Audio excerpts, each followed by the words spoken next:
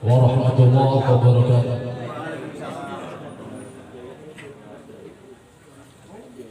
Innal hamdalillah ala kulli ni'matina wassalatu wassalamu ala rasulillah Muhammad ibn Abdillah wa ala alihi wa sahbihi wa mawalah amma ba'da. Qala Allah ta'ala fi kitabihil karim, a'udzu billahi minasyaitonir rajim, bismillahirrahmanirrahim. Wa'bud rabbaka hatta ya'tiyakal yaqin. Shadaqallahul azim. Hadratul mukarramun yang sami-sami kula mulyakaken,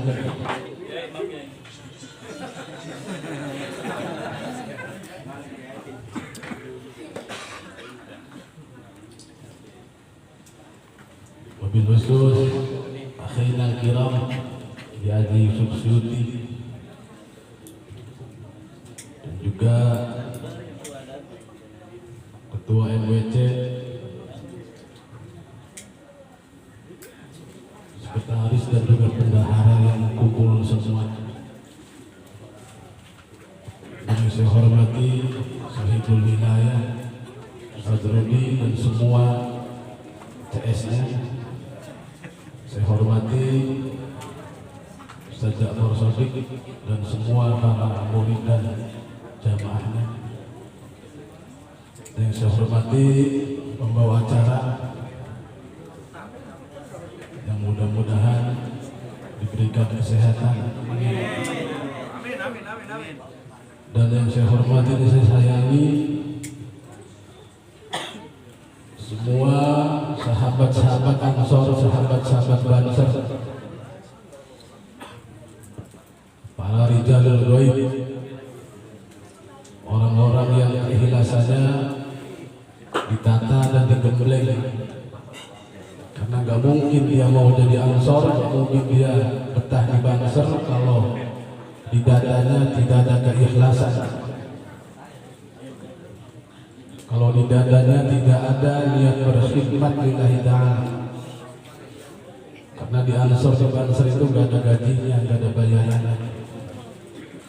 Makanya sangat luar biasa kalau anak-anak muda di tengah hiruk pikuknya zaman yang serba gemerlap, serba dibuka semua peluang-peluang sains teknologi, dibuka lapangan-lapangan bisnis, tapi masih banyak di antara pemuda-pemuda kita yang tetap setia berkhidmat, mengawal agama, mengawal para ulama tanpa pamrih. Belum tentu kalau saya sebagai Banser mampu seperti itu, karena anak saya banyak, istri saya juga bisa dibilang banyak. Sedangkan Banser apa penghasilannya kalau secara materi? Ansor ya cuma menang seragam doang. Kalau tidak semata-mata karena ikhlas berkhidmat, maka mereka pasti studi natis untuk betah di Ansor dan di Banser. Tapi karena mereka semata-mata lihat berkhidmat kepada ulama, berkhidmat kepada agama, maka tiada hujan, tiada angin, tiada panas, mereka tetap setia melangkah, setia untuk terus berjaga dan terjaga di siang dan malamnya untuk menjaga para ulamanya. Ini luar biasa. Di ormas lain nggak ada ya gini. Kalau ormas lain mau berantem tapi ada bayarannya, mau berantem bocok-bocokan, tapi kan memperbutkan SPK. Kalau nanti setelah berhasil mungkin dapat bagian-bagian rancakan. Kalau di Ansor Banser nggak ada. Adanya cuma mengharap keberkahan dan doa dari para muassis Nahdlatul Ulama, mengharap doa dari Hasyim Asy'ari. Harapannya pun gak muluk-muluk, gak pengen masuk surga, harapannya hanya ingin mendapat doa dan diakui sebagai santri masih masyarakat. Cuma pengen diakui santri, mereka rela berkhidmat sepanjang hayat. Tidak ada logika hitungan investasi yang seperti Ansor dan Banser, luar biasa. Makanya kita patut angkat topi, patut bertakzim, patut menghormati dan menyayangi Ansor dan Banser. Jadi kalau ada kiai, ulama yang marah, jember melihat Banser seperti dia belum saatnya jadi ulama, dah sudah dilembek aja diambil.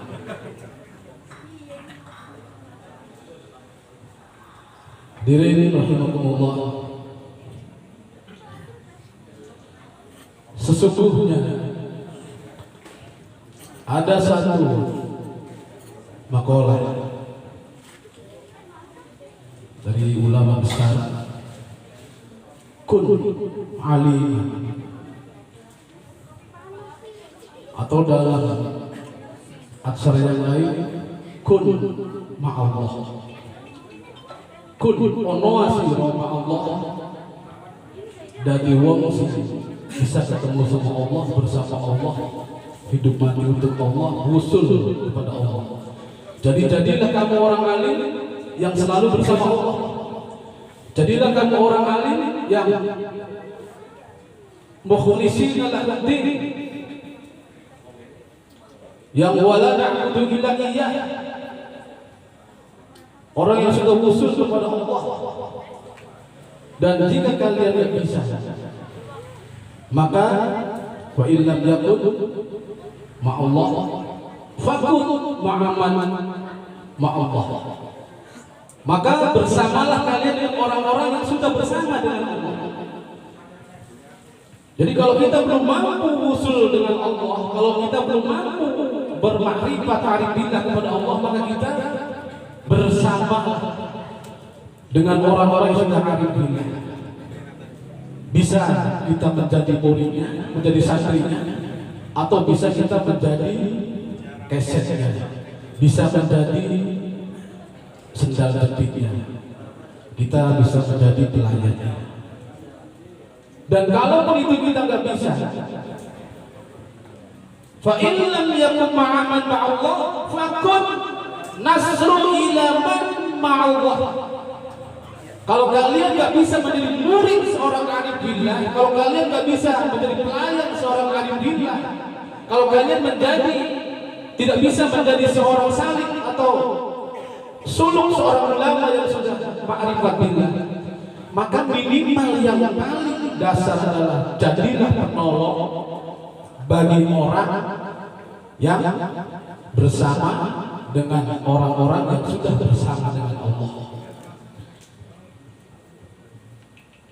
Ya, Banser yang selalu menolong orang-orang yang menjadi gedibalnya para ulama-ulama yang taat ma'rifat billah, para auliya Allah, para wali-wali Allah. Ansor Banser inilah yang layak masuk surga lebih dulu asli. Maka nanti setelah alam ini hilang, pindah ke alam berikutnya, alam barzakh, alam mahsyar, yaumul hisab, yaumul mizan, yaumul sirat. Tatkala kita sudah berada di mahkamah agung pengadilan Allah dan sudah selesai semuanya, maka bisa jadi Banser yang dipersilakan untuk masuk surga duluan. Karena kata kiainya disuruh, silahkan kau adalah min ahli jannah, silahkan kau masuk surga. Maka kata kiai, saya cek dulu suruh Banser. Maka Banser masuk surga. Dibukalah pintu surga begitu gemerlap indah. Duduk-duduklah di sofa yang satu kali tingkat itu perjalanan 7 hari. Cuman Banser bingung, kok sepi pada siapa-siapa. Keluar lagi, tanya sama dia, Banser, kenapa kau sudah masuk surga keluar lagi? Enggak ada kiai saya. Pulang lagi, keluar lagi, pulang. Banser. Karena hidupnya selalu mengawal kiai, semasa hidupnya selalu kemana-mana kumpul bareng kiai. Tatkala nanti sampean semua masuk surga pun gak bakal mau kalau di dalam surga gak ada kiai.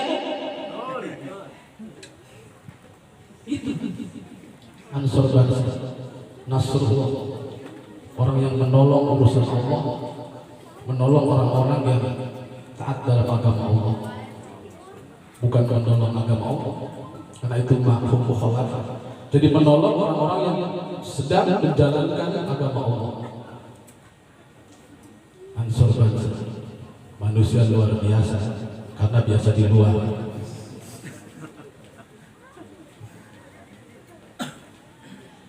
Hadirin rahimakumullah, sesungguhnya kita yang sebagai pengurus NU, pengurus ranting, pengurus FWC, pengurus PC, pengurus PW, pengurus PB sekalipun belum tentu kita mendapatkan keberkahan seperti Ansor bangsa. Karena kadang-kadang orang semakin tinggi maka tiupan anginnya semakin deras. Kadang-kadang kalau dia masih pengurus ranting hikmatnya ikhlas, tapi begitu sudah naik sedikit aja kadang sudah mulai lirik sana lirik sini, sudah mulai ngerti politik, sudah mulai pengen cari lobang. Maka peluang untuk menggerogoti lumbung adalah lebih besar untuk tikus-tikus MWC, PC, PW dan PB. Karena lumbungnya tambah besar. Jadi makanya ada cerita kadang-kadang kalau kita niatnya nggak ikhlas berkhidmat, maka ada peribahasa tikus mati di dalam lumbung.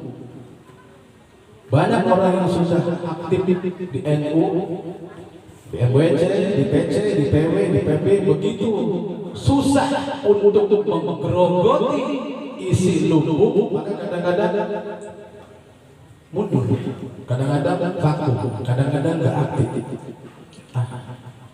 Masuk NU nggak ada apa-apanya, maka dia lebih memilih masuk partai. Itu kalau yang niatnya nggak ikhlas berkhidmat. Makanya banyak orang yang cuma jadi pengurus PC, kadang-kadang berkhidmatnya bisa melebihi pengurus PC. Padahal dia cuma pengurus Pridum, pengurus ranting, tapi berkhidmatnya melampaui pengurus PC, melampaui pengurus PW, bahkan bisa melampaui pengurus PB. Karena Mbah Hasyim itu mendirikan Nahdlatul Ulama dengan didukung, diperintah oleh para wali-wali Allah, yang mana sanadnya sambung kepada Rasulullah dan atas izin Allah. Tentunya semua kita diperhatikan dari mulai bawah sampai atas diperhatikan. Jadi apapun yang kita kerjakan, baik kita sebagai pengurus Pino, ranting, MWC, PC, PW, PB, kita diperhatikan. CCTV-nya selalu terpasang. Jangan pernah kita melakukan, jangan pernah kita berbuat sesuatu yang membuat Mbah Hasyim Asy'ari sewa. Karena kalau kita sudah membimbing Mbah Hasyim Asy'ari atau para muassis pendiri Nahdlatul Ulama sewa, maka kita tiada guna bercokol di Nahdlatul Ulama. Jangan pernah membuat para muassis Nahdlatul Ulama nggak senang, terluka, terhina, dipermalukan oleh kita para pembentiknya. Karena kalau kita masuk ke Nahdlatul Ulama hanya untuk mempermalukan Nahdlatul Ulama, maka kita lah yang disebut tikus yang menggerogoti tembok-tembok lumbung, atau kita lah sebagai ikan yang memaksa ikan-ikan yang berada di dalam kolam. Jangan. Atau kita lah sebagai tanaman makan pagar. Jadi sekecil apapun jabatan kita, sekecil apapun di Nahdlatul Ulama, gak penting. Kalau niat kita berkhidmat dengan ikhlas, maka keberkahannya akan luar biasa. Tapi setinggi apapun jabatan kita di Nahdlatul Ulama, kalau kita tidak berkhidmat, kalau kita tidak ikhlas berkhidmat, maka kita tidak akan mendapat apa-apa di Nahdlatul Ulama. Naudzubillah, summa naudzubillah. Makanya Nahdlatul Ulama ini adalah jamiah keramat. Kalau kita main-main di NU, kita akan kualat. Kalau kita merusak nama baik NU, kita akan terusir dengan sendirinya. Kalau kita mencari nafkah di Nahdlatul Ulama, maka kita akan ditutup pintu-pintu keberkahan rezekinya. Jangan coba-coba. Tapi kalau kita ikhlas berkhidmat, maka insya Allah akan Allah bukakan 70 bahkan 700 pintu peluang-peluang keberkahan. Silahkan kalian belajar dengan sejarah-sejarah para muassis, sejarah-sejarah para ulama-ulama Nahdlatul Ulama yang terdahulu. Mereka banyak yang mengorbankan tanah, sawah, tabungan sebagainya buat Nahdlatul Ulama. Dan lihat anak keturunan mereka, semua nggak ada yang kelaparan, semua nggak ada yang terhina, semua mendapat derajat mulia, semua mampu menjadi obor-obor di gelap-gelapan malam, semua mampu memberikan pondok-pondok, perguruan-perguruan, dan nasab serta sanad mereka berkah dengan barokah dari doa basyir. Jadi kalau kita ingin merubah anak cucu kita ke depan, kalau kita ingin merubah nasab turunan kita, kalau kita ingin merubah sanad anak turunan kita, maka berbaik-baiklah kalian di Nahdlatul Ulama.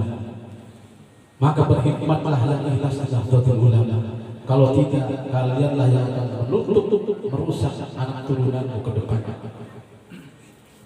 Nahdlatul Ulama. Hadirin rahimakumullah. Maka seperti yang tadi sudah diterangkan oleh Ketua MWC, bahwa saat kita sudah bersatu memang harus, karena Nahdlatul Ulama ini ibarat rumah adalah rumah, bangunan rumah. Di mana bangunan rumah kalau pengen nyaman dihuni, maka dia harus ada atapnya, harus ada jendelanya, harus ada pintunya, harus ada tengah rumahnya, harus ada pelatarannya, harus ada pintu gerbangnya. Maka rumah kita akan susah untuk dijebol oleh maling. Begitupun Nahdlatul Ulama, kita harus kuat marwah sebagai atapnya. Sebagai atapnya adalah marwah dari Nahdlatul Ulama. Sebagai ruangan tengah adalah para pengurus Nahdlatul Ulama, baik struktural maupun kultural. Pintu-pintunya adalah para lembaga-lembaga, sementara pintu gerbangnya adalah Ansor Bangsa. Karena sebelum maling masuk ke dalam rumah harus melewati pintu gerbang. Dan sebelum orang luar ingin mengacak-acak, mengobok-obok Nahdlatul Ulama, maka mereka harus siap dan berani untuk berhadapan dengan para Ansor dan Bangsa di seluruh Nusantara. Jangan sampai pintu gerbang ini rubuhin sendiri. Jangan sampai pintu gerbang asik menjaga dirinya sendiri. Kalianlah penjaga rumah Nahdlatul Ulama. Lembaga sebagai jendela-jendela, kalian sebagai pintu gerbang. Jaga rumah kita bersama. Jadi Ansor adalah pintu depan, Banser pintu gerbang. NU yang punya rumah. Artinya Banser harus tunduk patuh kepada Ansor, karena Ansor-lah yang sudah berkembang biak menjadi Banser. Makanya barisan Ansor serbaguna. Jadi bahkan Ansor itu bapaknya, Banser itu anaknya. Makanya kalau kalian nggak mau disuruh-suruh sama Ansor, jadi Ansor yang jadi Banser. Dan kalau kalian nggak bisa ngatur, nggak bisa berakhlak, nggak bisa memimpin, nggak bisa memodalin, nggak bisa ngasih kopi, nggak bisa ngasih rokok pada Banser, jangan jadi Ansor. Ya masa bapak minta sama anak? Udah lucu. Anaklah yang kasih sama anak. Bapaklah yang kasih sama anak. Jadi kalau Ansor punya kegiatan, jangan minta ke Banser. Kalau Banser punya kegiatan, boleh minta sama Ansor. Nah, nanti Ansor kemana mintanya? Ansor mintanya kepada bapaknya, yaitu MO, MWC.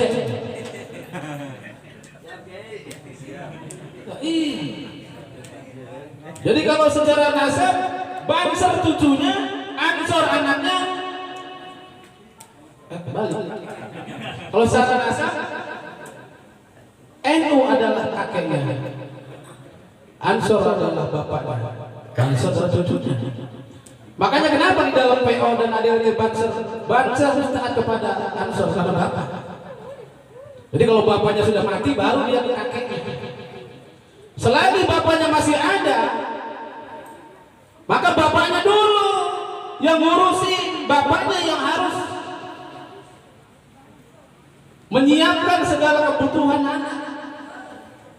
Nah, kalau bapaknya udah nggak ada, misalkan bapaknya lagi tidur, bapaknya lagi ke pasar, bapaknya lagi ada urusan jauh, kemana nggak pulang-pulang, maka wajar sang cucu mendatangi kakeknya. Gitu. Jadi artinya Banser, Ansor, NU. Ansor ajari kepada Banser, Banser untuk taat kepada Ansor. Tapi ingat, Ansor jangan bumi, Ansor pun harus ajari semua Ansor untuk taat kepada NU. Kalau Banser songong sama NU, tanda tanya, jangan-jangan Ansornya nggak bisa mendidik Banser, jangan-jangan Ansornya blok, sampai-sampai Banser songong sama bapak, songong sama kakak. Artinya untuk kedua-duanya, untuk para anak-anak mudaku ini, kalau kalian nggak pengen rusak berkhidmatmu, kalau kalian ingin mendapatkan kocoran keberkahan dari muassis Nahdlatul Ulama, artinya kalian berdua ini harus nenengin kakek. Datanglah berdua, bapak nuntun anak, yang tangan sebelah nuntun anaknya, tangan sebelah nenteng berkat. Datang ke NU. Nah, itu yang benar. Jangan bapak sama anaknya dua-duanya datang nggak kakek, nggak bawa apa-apa, pulangnya pengen dibekelin. Udah gitu ngambil mangga, ngambil beras, ngambil dari ini, ada ayam dibawa. Itu namanya bapak sama cucu nggak benar. Seperti itu. Susunannya seperti itu. Dari zaman dahulu kala, dari zaman pasar seperti itu. Itu moderator bro. Jadi kadang-kadang kalau orang itu langsung mendidik Banser, melangkahi tugas dan bapak. Makanya kenapa kadang-kadang banyak Banser yang sensitif, yang sensi kepada pengurus NU, karena ini kurang didikan dari bapak. Jadi kalau ada Banser yang songong kepada kiai-kiai NU, berarti bapaknya nggak benar, nggak bisa mendidik anaknya. Gitu. Karena PKD di Kasar itu adalah yang menggembleng, membaikkan dan sebagainya dari Ansor. Kalau untuk kiai-kiai hanya mengisi, mendoakan dan sebagainya. Terlihat harus dipertahankan. Apalagi kalau ada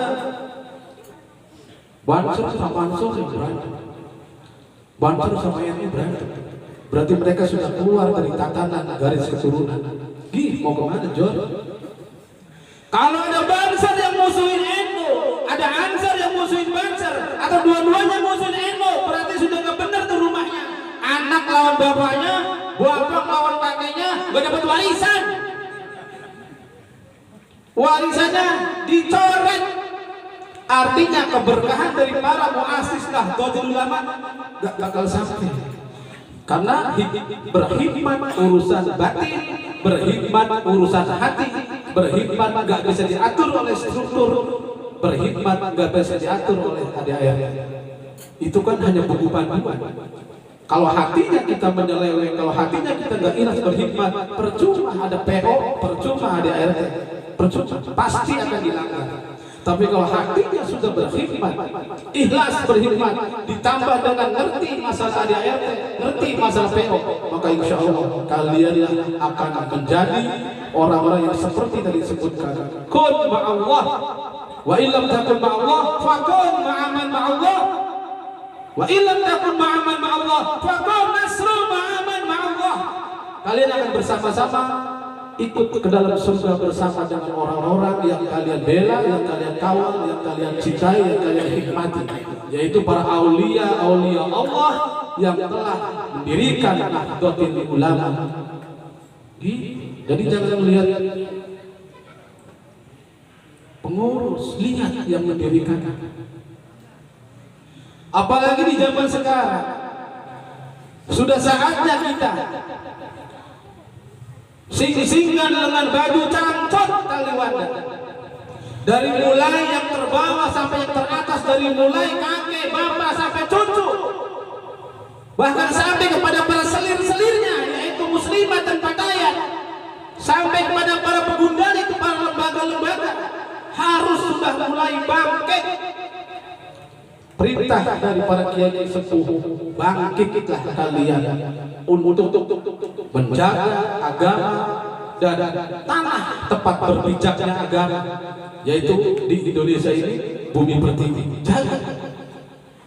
Dan sudah saatnya kalian untuk bangkit melawan serangan baik di dunia nyata maupun di dunia maya.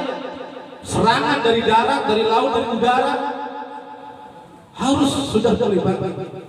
Perintah Kiai Sepuh, lawan para musuh-musuh Nahdlatul Ulama yang bermedsos. Lawan. Di setiap pengajian-pengajian kalian harus ada. Di setiap masjid-masjid kalian harus pegang. Karena kalau masjid tidak dipegang Nahdlatul Ulama, maka kalian semua akan disingkirkan. Kalian semua akan disalahkan. Kalian semua tidak akan bisa berkhidmat di masjid kalau yang megangnya bukan orang-orang yang masuk ke Nahdlatul Ulama atau orang-orang yang berafiliasi kepada Nahdlatul Ulama atau orang-orang yang tidak mendukung Nahdlatul Ulama. Apalagi kalau masjid dikuasai oleh para musuh-musuh NU, maka susah. Siapa musuh-musuh NU? Ya, orang-orang yang melarang Yasinah, yang melarang tahlilan, yang melarang Maulid Nabi, yang melarang Isra Mi'raj, dengan dalil abal-abal, dengan dalil mondoknya di bawah pohon toge, dengan dalil yang sanadnya cuma dari Google, dari YouTube, ustadznya ustadz yang nggak jelas sanadnya kemana. Terus kalian diam saja, terus kalian tunduk patuh manut, kalian dosa, karena kalian sama saja dengan mengalah untuk kebatilan.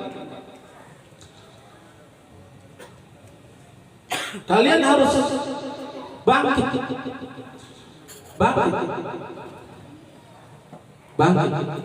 Ansor bangkit, Banser bangkit, NU pun bangkit.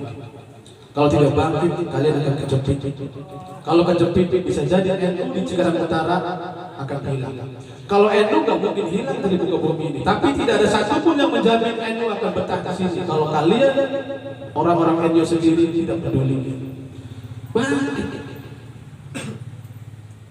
Dalil mereka mudah kok dipatahkan. Saya pernah baca kitab fatwa, Jamul Fatwa yang karangan Al-Baz. Dalil mereka untuk mengharamkan Yasinah, mengharamkan tahlil itu hanya memakai mantasyabaha bi qaumin bahwa qaumun, barang siapa orang yang menyerupai sesuatu kaum maka dia termasuk di dalamnya. Seperti disamakan dengan orang yang mengadakan Natalan, mengadakan galungan, mengadakan hari raya Nyepi dan sebagainya. Hanya ini. Ada lagi, satu lagi, qulu bidari dolala wa qulu bidolati bidar. Setiap perbuatan yang tidak diajarkan oleh Nabi, tidak dikerjakan oleh Nabi, maka itu bidah. Setiap bidah pasti itu sesat. Hanya gitu-gitu aja. Maka kalian harus mulai berani untuk melurus. Apa yang dimaksud dengan tasawuf? Apa yang dimaksud dengan bidah? Harus tahu. Harus tahu. Kalau tidak ya susah. Sementara kayak macam tahlil misalnya, tidak ada satupun dalil yang mengharamkan tahlil. Silahkan kalian cari dari mulai kitab manapun, YouTube, Google manapun, ulama manapun, gak ada. Jadi mereka mengatakan kalau tahlilan diharamkan oleh 4 mazhab itu bohong, kebohongan yang terus menerus, kebohongan yang terus menerus dilakukan dari mulai dulu sampai sekarang. Bohong, tidak ada. Termasuk talqin, tidak ada. Karena Rasul sendiri, Rasulullah mentalqini Siti Khadijah tatkala meninggal dunia, dan Siti Fatimah pun ditalqini oleh Sayyidina Ali.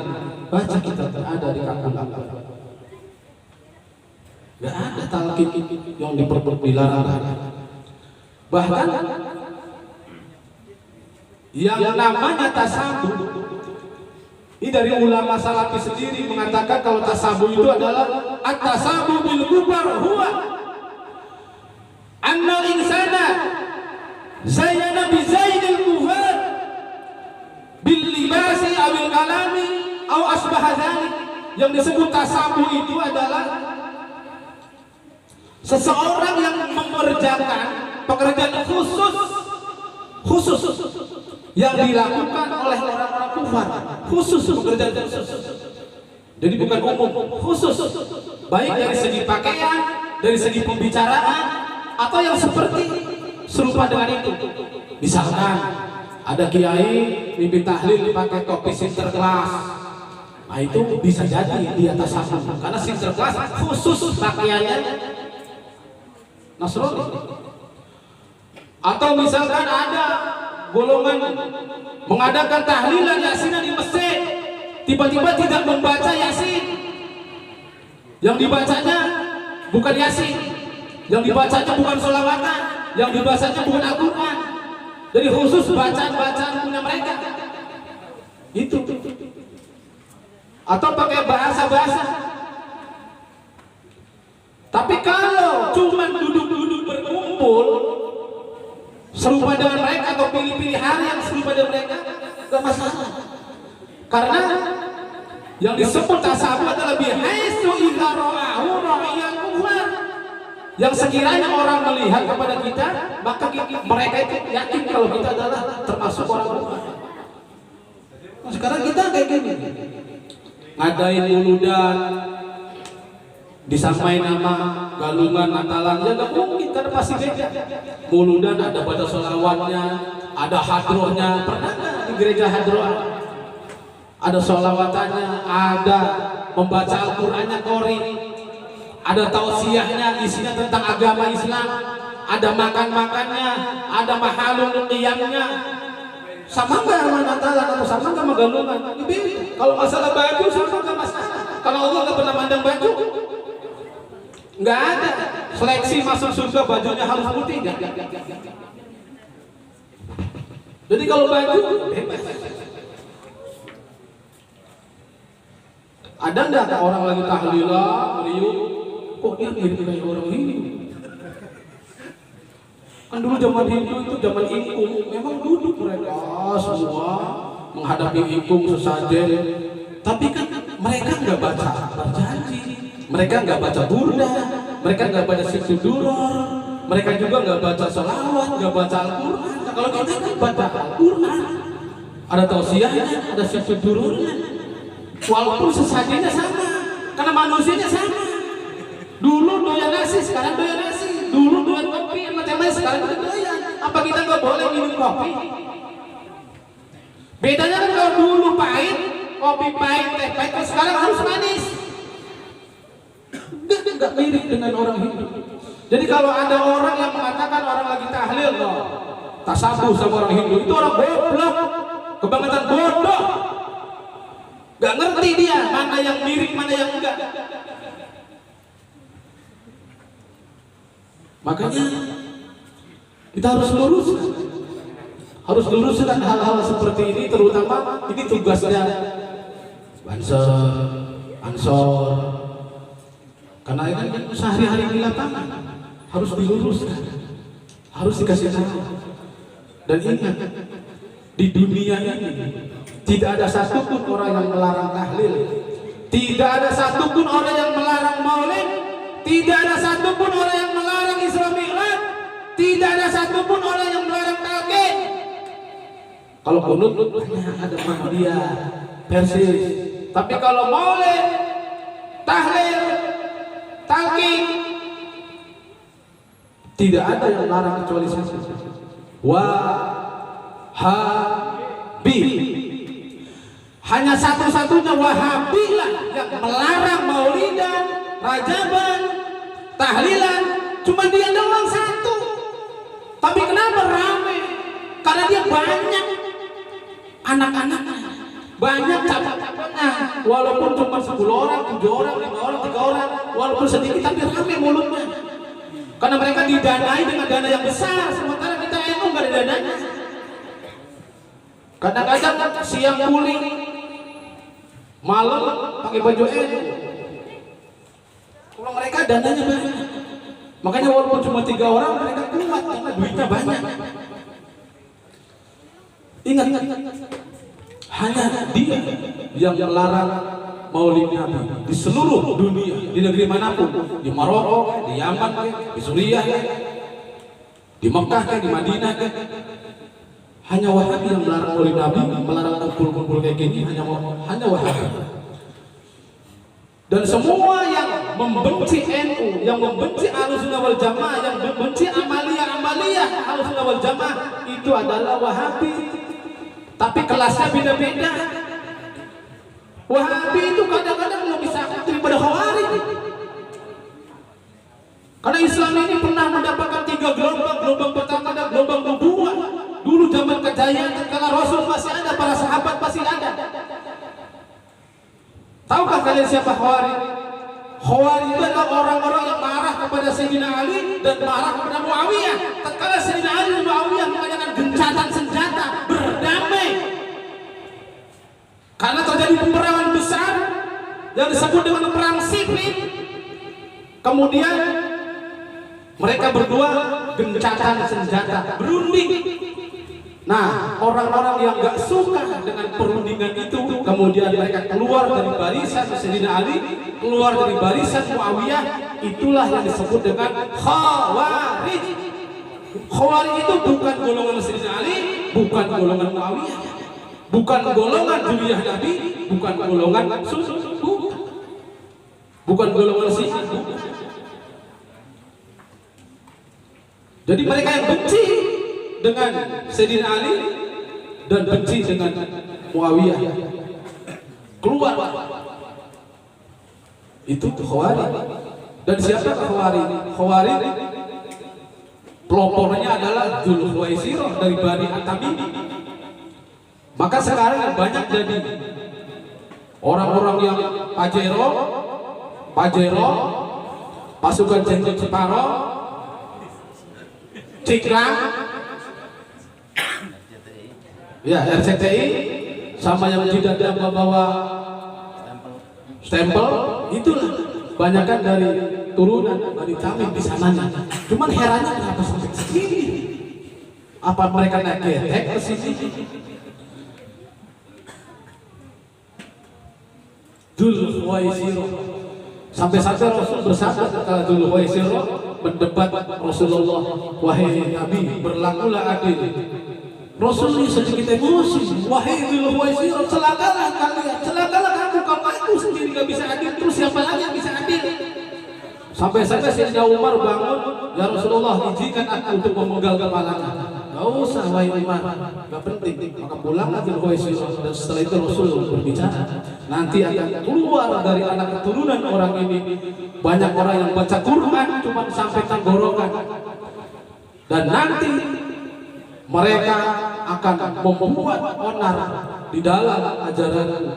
Kalau aku masih dikasih umur untuk ketemu dengan saat itu, aku penggal mereka.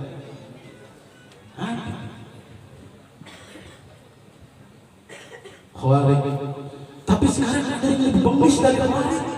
Kalau Khawarij tidak pernah mengkafirkan orang, paling mereka membunuh sahabat-sahabat Nabi dengan dalih mereka sudah keluar dari hukum Allah. Nah, kalau zaman sekarang Banyak orang-orang Wahabi yang mengkafirkan orang-orang yang ibadah, mengkafirkan orang-orang yang menjadi ulama, menjadi panutan. Lebih satu dari Khawarij. Terus siapakah mereka yang berakar urat, yang bergerilya di masyarakat, sampai-sampai membidik panik seluruh dunia, sampai-sampai membuat kerusuhan di mana-mana. Banyak negara-negara Timur Tengah yang sudah tangguh keimanannya luluh lantak rontok karena mereka terbagi menjadi 4 pasukan, dan sampai kiamat akan terus ada. Yang pertama adalah Wahabi Tadlili. Wahabi Tadlili inilah Wahabi yang mencetak dalil sebanyak-banyaknya. Mereka kemudian merekrut, mereka membuat kader para anak-anak muda untuk hafal Quran, hafal hadis, bahkan hafal dengan turut-turut atau yang disebut kitab kuning, dihafal untuk kemudian dipalsukan, dihafal diselipkan, dihafal disamarkan, dihafal untuk dihantam. Wahabi Tadlili, mereka yang pinter berdalil, mereka yang raja berdalil, karena memang digembleng, disetting untuk khusus berdalil. Makanya wajar kalau kita walaupun mondoknya 15 tahun, Gus Ali Mustafa mondoknya 12 tahun tapi nggak hafal Quran. Tapi kalau mereka masih kecil saja, umur 12-13 tahun hafal Quran, karena memang disetting untuk itu. Gak masalah mereka gak berakhlak, gak masalah mereka gak beradab, gak masalah mereka akidahnya rusak. Yang penting hafal Quran untuk menghantam para pemegang Al-Quran. Beda bisi-bisinya kalau mereka tahfidz, kalau kita tartil. Beda. Wahabi Tadlili, banyak mereka mementahkan hadis-hadis, fatwa-fatwa ulama Ahlussunnah wal Jamaah. Bahkan sekelas tukang jam sendiri, sekelas penjaga perpustakaan sendiri ditaklidi oleh mereka. Syekh Albani adalah bukan ulama, bukan seorang hafidz, bukan seorang muhaddis, bukan ulama hadis, tapi Wahabi semua bertaklid kepada Syekh Albani. Bahkan Syekh Albani sendiri berani mendoibkan hadis Sahih Bukhari, mendoibkan perawi hadis Sahih Muslim. Bahkan ada yang gak cocok dengan beberapa sanad dari Sahih Bukhari Muslim. Albani tukang jam berani melawan Imam Bukhari, Imam Muslim yang sudah sekali Coba kalau kita yang bikin yang begitu udah dianggap penista agama, ya dia. Yang kedua adalah Wahabi Salafi. Yang pertama Wahabi Tadlili, yang kedua Wahabi Salafi. Mereka dari masih bocah dirancang untuk pinter ngomong, bawel. Dari masih kecil dirancang untuk bawel mulutnya. Dari mulai kecil dirancang untuk pinter ngomong, pinter debat, untuk menguasai panggung-panggung. Modalnya tanya kepada Tadlili tadi. Cirinya asal kepalanya botak, jenggotnya panjang mendumpel kayak sarang tikus, jidatnya kayak ketabrak kontainer, celananya kayak musim hujan. Itu sudah dia Wahabi Salafi. Ya kalau mereka gak bawel gak masalah, karena mereka sama-sama muslim, saudara kita. Al-muslimu akhul muslim, sesama saudara. Cuman karena mereka bawel saja, mereka mengkritik, menghujat, mengkafirkan, menjelekkan ulama-ulama kita. Ya kita sebagai para muridnya wajib untuk membela guru-guru kita. Mereka mengkafirkan sekelas 4 mazhab, sekelas Imam Al-Ghazali, Imam Abu Hasan Al-Asy'ari, Abu Mansur Al-Maturidi, mengkafirkan sekelas Ibnu Hajar Al-Asqalani yang pengarang Fathul Bari, Ibnu Hajar Al-Haytami, disesatkan, dikafirkan. Ya kita giliran kita balas, giliran kita balik menjelekkan ulama dia, Dia marah, langsung pada latihan mana, latihan nyantet, latihan ngeluh. Dia pikir orang itu gak ahli santet kali, orang itu gak ahli teluh kali, orang ini itu legok tanpa genteng kadek. Karena sebelum kalian datang ke Indonesia, orang-orang Nahdlatul Ulama sudah menguasai wilayah Nusantara. Jangan cuma manusia, cecunguk, jin, setan, genderuwo, iblis, habisi sama orang-orang itu. Orang-orang ini itu orang-orang sakti, para wali-wali Allah, sahibul wilayah. Nah kalian orang dari mana-mana cuma numpang berak di sini, lah numpang berak, numpang makan, numpang beranak, numpang usaha, numpang nyari duit, udah kaya pulang kalian ke daerah masing-masing. Tapi kadang-kadang di sini bertingkah. Kalau ada yang begitu, gebukin aja rame-rame, usir mereka rame-rame. Kecuali kalau mereka aman, damai, silahkan. Masing-masing numpang hidup, masing-masing beragama, silahkan. Kita nggak boleh mengganggu orang yang beragama. Jangankan sesama Islam, orang non-Muslim aja kita rangkul kalau mereka nggak rese. Tapi kalau mereka rese, mereka memusuhi, maka aja sambatkan dia. Para penggawa, para panglima, para jawaran Nahdlatul Ulama lebih banyak dari kalian, lebih sakti mandraguna, otot kawan, balon musuh. Sebelum bangsa yang perang, saya dulu yang maju. Ya.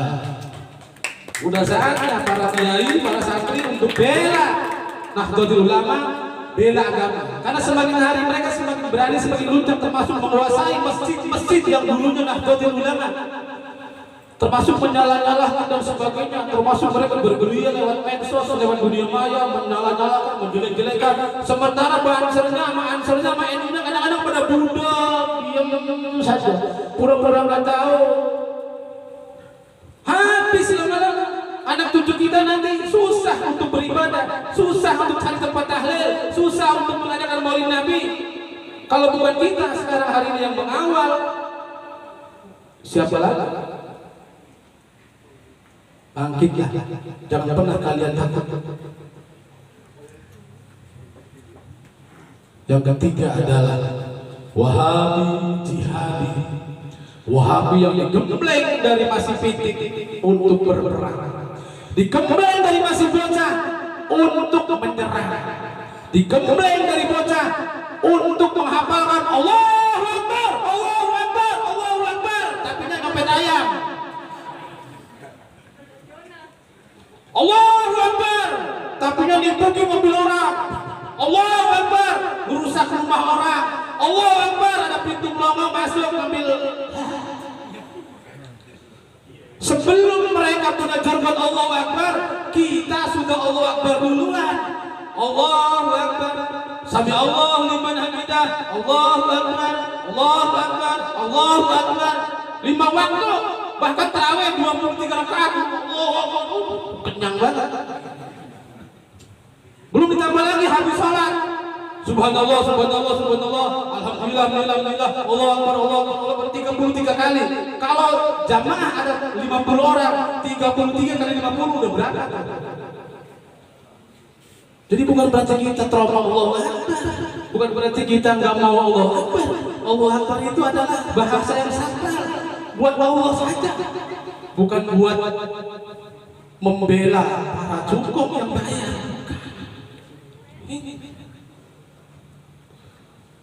Tugasnya Wahabi jihadi untuk begitu, untuk bikin bom, meracik bom, nyiapin pengantin untuk bom bunuh diri, kemudian mencari target, mencari dana kemana-mana untuk modal meneror. Jadi teroris adalah Wahabi jihadi. Ayo ketahuan lo, gak usah mungkir lo.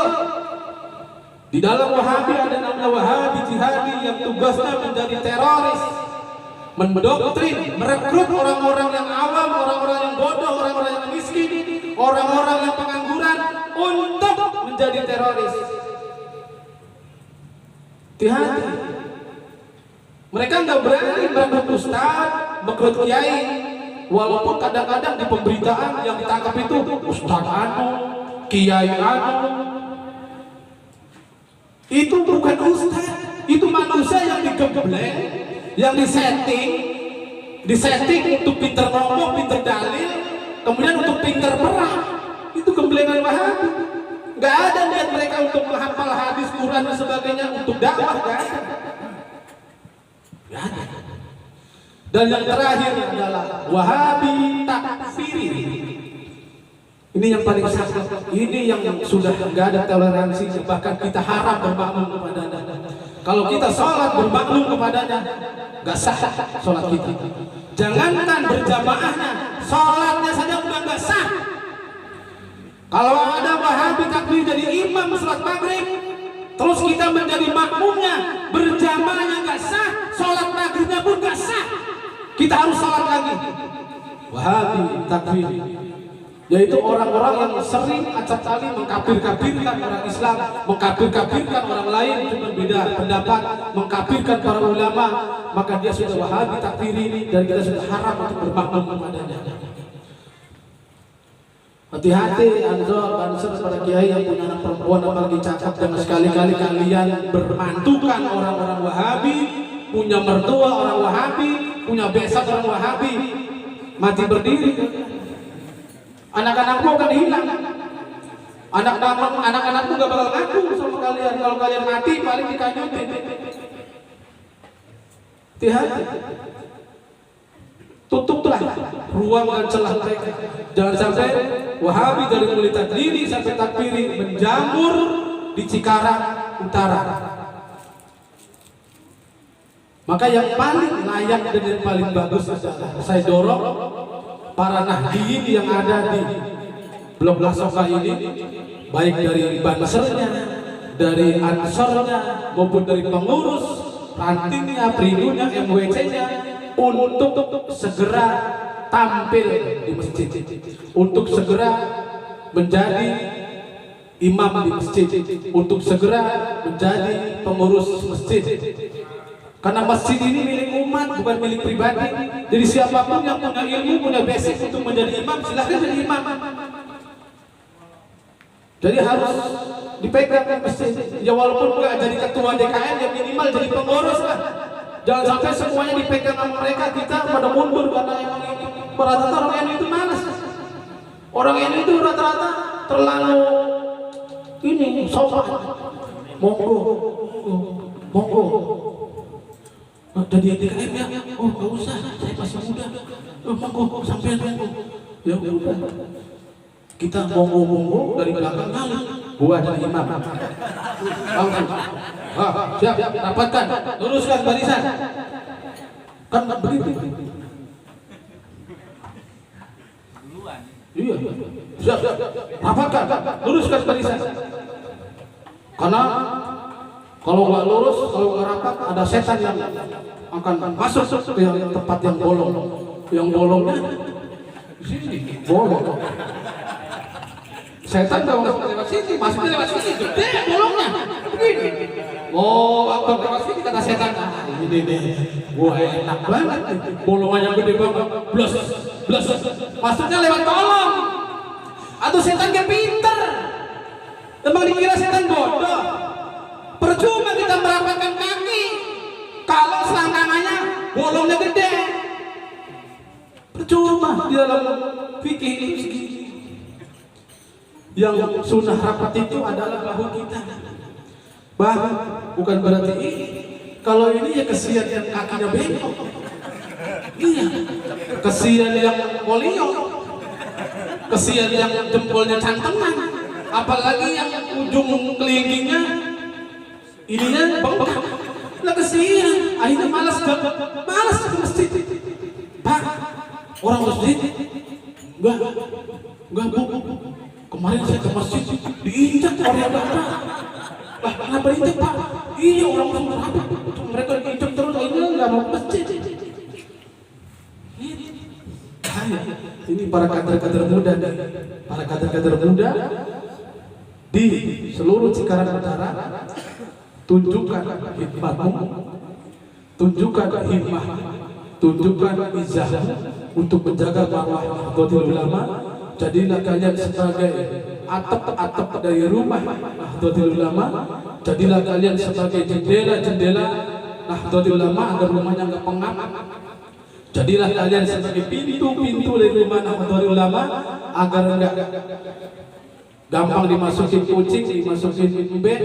Jadilah kalian sebagai pintu-pintu gerbang dari rumah-rumah Nahdlatul Ulama agar nggak mudah dimasuki penyusup-penyusup dan maling-maling yang menggondol akidah umat.